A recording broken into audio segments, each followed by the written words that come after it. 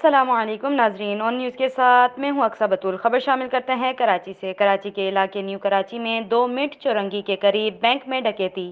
4 مسلح मुलजमान bank डकैती करके फरार हो गए। मजाहमत करने पर बैंक में تعینات सिक्योरिटी गार्ड भी जख्मी।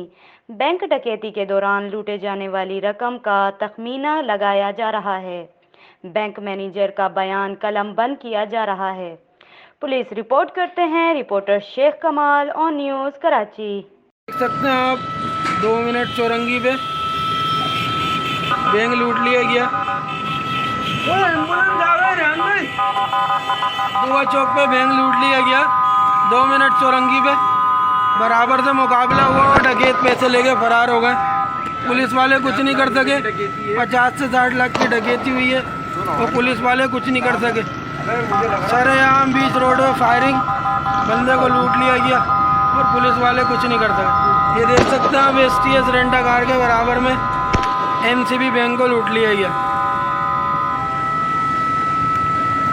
तो पुलिस नाकाम हो गई और पुलिस भागी डकैत के पीछे, पर कोई नहीं मिला। लाइक करें, कमेंट करें, शेयर करें और बेल आइकन को प्रेस करना मत भूलें। देखते रहिए ऑन न्यूज़।